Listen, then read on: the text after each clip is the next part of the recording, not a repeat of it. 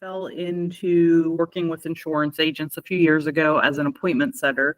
And that's kind of led me to all sorts of different things with life insurance agents and Medicare.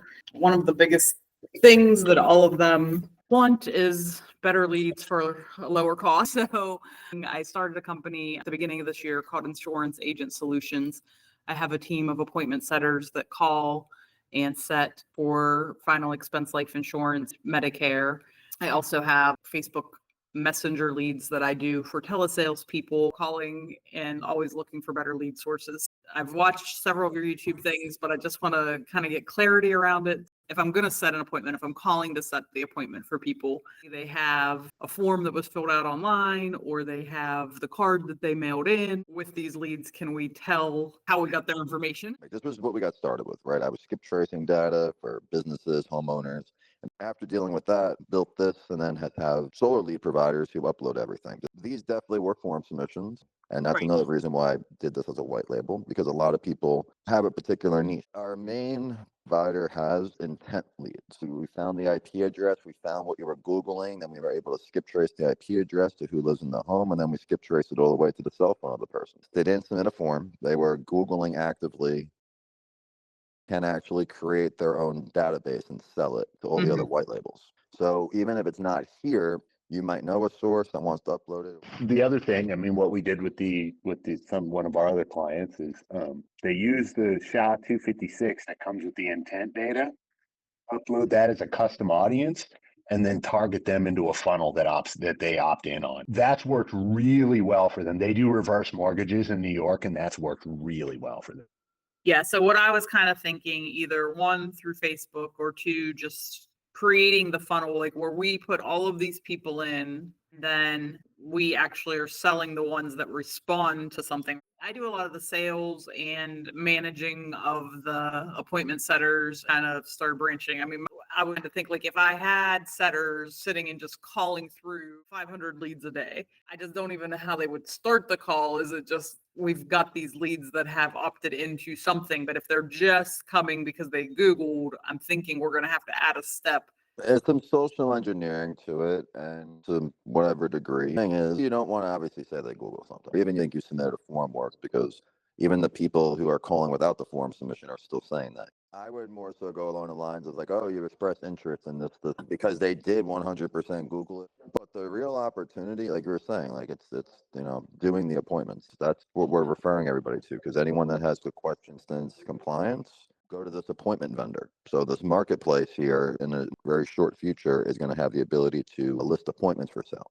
Out of the 3,300 users we have, a lot of them are waiting for appointments, live transfers, different things like that. And what I explain to people is, if you can figure out that, that balance between compliance and risk evaluation, because not just compliance, it's like, all right, what's my actual risk of what I'm doing? Why is this appointment $325? Because there's a recording and there's a verification. You can listen to it. But right now, they're currently either buying direct mail leads, which direct mail leads are amazing, but the price just keeps going up, and it's like a 1% rate of return on direct mail leads these days. It's less than 1% for Medicare. And then, like I said, we have the Google leads and we have the Facebook leads. So we have different types, but I was like, it's because the cost is so low, turn these into something with. So you can download as many lists as you want. You're just limited on the 5,000 limit. So the vendors that you're showing, I think I saw life insurance on there. That's an actual vendor that has got the actual intent, like. People looked up on Google to some degree something with final expense. It could have been a lawyer looking up final expense to sue somebody, or it could have been a marketing agency or a competitor, or it could have been the person actually looking for it. But what you can do is there's all these filters. You have a ton of filters where obviously once you start filling in some of these, you'll remove a lot of these NAs, because obviously it was skip traced between about 25 different databases. So not everything in data was in every row. You can, if you want to make sure everyone's a homeowner, that they have children, you can filter it down all these other ways. It works really well. And down over here, you'll notice there's multiple phone numbers, and I'll explain. So everything starts left to right. This is the beginning of the book, and then this is the end in time order. Basically, stuff that could change on the left side obviously someone's phone number, net worth, income range. If it's a phone number, that can obviously change. So we go ahead and we skip trace it another time in an effort to try to find the most updated cell phone if there is a newer cell phone. So this skip trace would be the newest phone that we found, like it changed. We're giving you a lot of data, and then you have the ways to control how you want to use it, like remove anything that has an NA. So now you're only going to download leads that don't have an NA. Whereas this is all the business information if we have it on them. So what department they work in, company, not everyone has this. You do have the ability, again, if you want to say, all right, anyone that is a CEO. There's 10 people on this list right now with all those filters.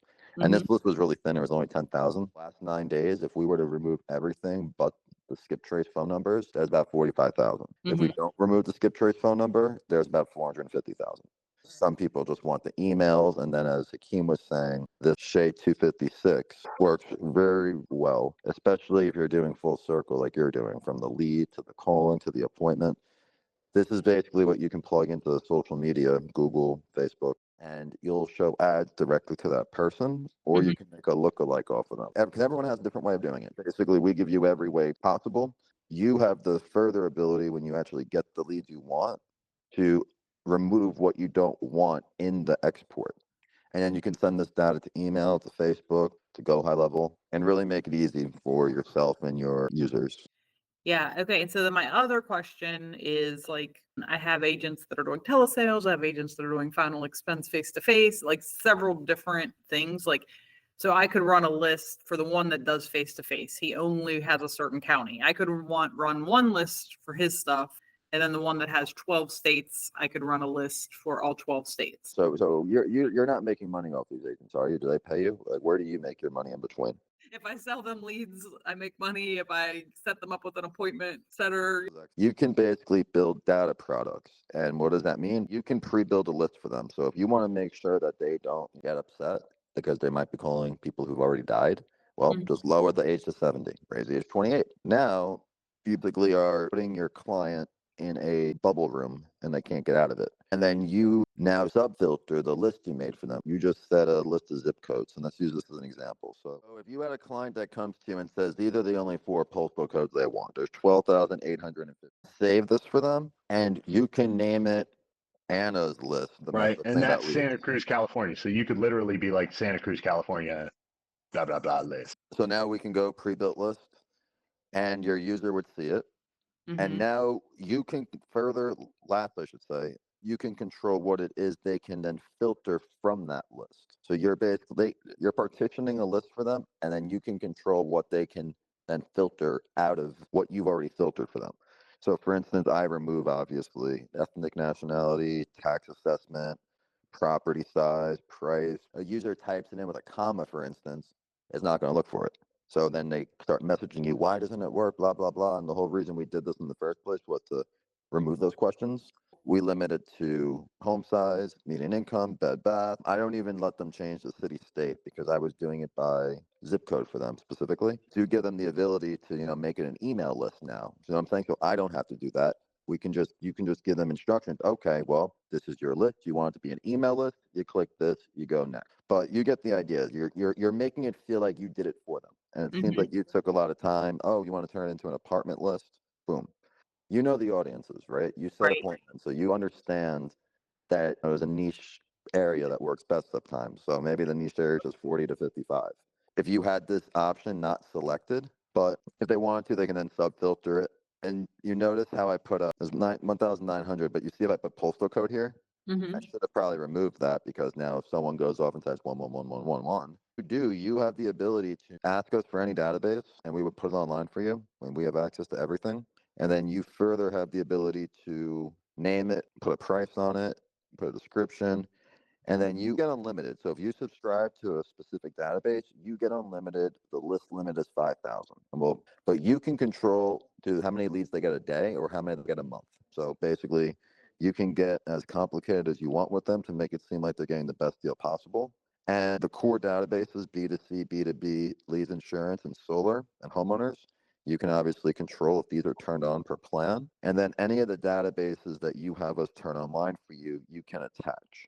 So you can, let's say you have two databases, you can make one with this one and another one with not this one, but with roofing. Like home improvement and roofing is the same thing, but different people might want different things. And if you can get an extra $100 out of somebody for, putting two together, that works. Now, the 5,000 list limit. So every intent database you buy from us monthly, every intent database gives you a limit of 5,000 records per minute. Now, what that means is if you have 10 users trying to download 5,000 records at the same time, it's going to time out because it's using too much bandwidth. However, if you buy another database, spend more money to increase the same one. I was actually just making courses because someone's asked me for people who own timeshares that live in, it was some rural county outside of Kansas City. Not that many people. So if it's, let's say it costs another $250 to turn a whole database on for somebody, but you can only sell it to one person, not that many people want it. So maybe you're going to charge $1,000 to that person for the month and give them the full 5,000 download limit and don't sell it to anyone else because, well, that's a very random thing someone wants. So it turns into this interesting economic puzzle where you have all these ways to, show the value that you're offering. Like, for instance, someone comes to you and says, I want this type of data only in Florida. Well, you don't have to buy another database if you already are buying that specific intent lead. You can go off, make the custom list, and hand deliver it to them and charge them. So it feels more custom for them. And another thing I would show the users that will end up paying you, overwhelm them. Be like, oh, this is what I'm going to do for you. I'm going to go create literally a database from scratch, right? And you're not selling leads now. You're going off and you're turning a whole database on for them, and you would have it would technically be true if you said they have exclusive access to it, because this isn't a database that really gets pushed around because it's all intent based. It's all 9 days or less, but you can sell them, you're doing this for them. And then it turns into a much different type of service. Like you're talking about string values, integers, this is just decimal points and stuff. But point being is it's easy to put a premium on it. Yeah. So, like I said, we have some that do Medicare as well. Like there's Medicare Advantage. Like it was that one database, like would be Medicare, and then one database would be final expense. So the databases are not limited to one word. However, let's say you give us a list of 100 words, it would not be possible to identify which row of data was there for which word. So if you just do one word final expense, it'll obviously be smaller, but everyone in there Googled final expense or some variation. My exterminator client just went through this and expanded to 4 intent databases because they offer so many specialty services that they need to be able to focus the campaigns on each of the specialties. So they had to split out instead of doing like a big broad keyword search. We had to really segment it out. So most normal people aren't going to put in final expense. They don't even know what that means. Like if they're going to put life insurance, but I could put like life insurance and final expense and burial, like all of those things could all be in one, and that would all be in one database. Is that what I'm understanding? Correct. Okay. But you just can identify which word specifically was used. Right. And then if we wanted to have separate database, like for the Medicare stuff and put separate words, that would just mean we need to do one of the plans that has more than one database. Is that right? Correct. So let me navigate over here. So right now it's obviously $500, but it goes down to $250 half price once you get up to 10. And then obviously every single one of these redoes the list limit of 5,000. So now you have a list limit technically of 50,000 per minute across all 10 of these databases. So it's 5,000 per minute. So I could run a list of 5,000 20 times, just not all at the same time. Is that what? Exactly.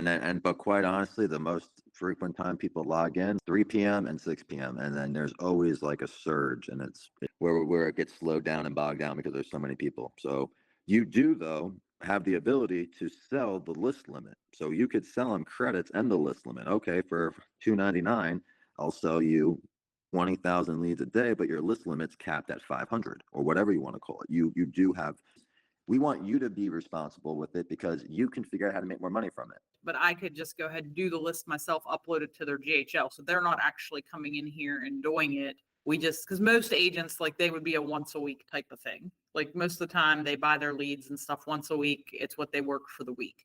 So I could just have my list created. This guy's in Sarasota, this guy's in whatever, and then just run that and upload it to GHL that once a week and them not actually be in here. So, but I would be able to save the list. So I have 50 agents in 50 different cities. Their list would be saved, and then I would just go in each week to get the new leads on that list. Correct. Every single list saves forever. Mhm. You obviously can name it, and it tells you what database it came from. But what you can do in here is you can then control what data they get. So if you don't want to overwhelm them with too much, you can just limit what you're sending them into their go high level.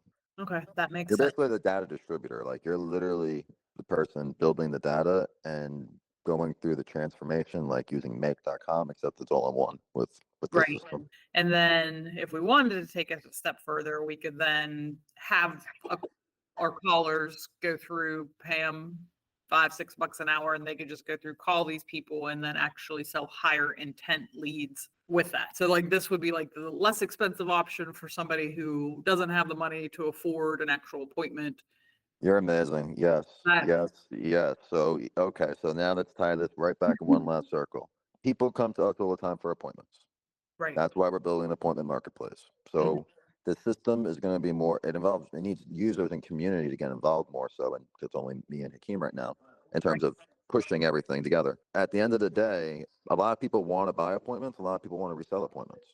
Yeah, no, definitely. And that's how I kind of ended up in this. Like I said, I started as an appointment setter, but then I saw such a need. And then I didn't tell you, I actually live in the Dominican Republic. I'm from the States, but I moved to the Dominican 6.5 years ago. And so I'm able to get bilingual callers here in the Dominican that are so excited to have commission only jobs, and they get paid by the appointment, and they like hustle and work their butts off because I pay them well per appointment, dollars a month. And during Medicare, some of my guys made over 2,000 in a week. Meetings that you guys all get on together, ask questions, talk about stuff, brainstorm on ways to make. Yeah, seems that's the best way to go. But yeah, so I'm moving everything to here, courses. I'm getting all this put together right now because I would say December 1st was the first day the entire program was finished after 3 years, everything, beginning to end. Yeah. So now it's like, all right, I'm going to clean up a lot of this, messaging and stuff, but we're doing webinars every Tuesday, every Thursday, 3 p.m. Mm-hmm. And what our goal is, I mean, you're perfect for this, right? Because you have an audience and you know how to, so what we want to be doing is promoting people as well, because the whole system is set up in a way where basically we can put ads inside the system. So, oh, you need an appointment provider? Well, look at this ad right here. The referral to Anna goes to her little marketplace to refer appointments with that process. And I've built trust with all the insurance agents, which helps. I really, I think coming from education and nonprofit world, it makes me different. They trust that I'm going to find something that works for them. So I'm very fortunate, but I just keep falling into these things, and it just keeps expanding. Here, the reason they refer me is because I didn't sell them anything when they were asking me, and I was saying it doesn't exist. It doesn't exist. And I've been telling people, preaching in YouTube, all this for 3 years. Appointments is the solution. So yeah, so I built this following with that. Like there's 100 white labels, and there's 2,800 users, and there's something like 1,500 people that put a credit card in, 1,200. But yeah, like I said, I don't even know. I don't even know how I stumbled across you guys. I think maybe a Facebook group I saw something, and then I just started Googling, but I'm always trying to find new ways. I know why I said Google data to leads posting in a comment, and it worked. Hey, I've gotten more like educators, doctors, like this other guy's a dentist, and he recognized, wow, dentists suck at closing appointments. Yeah.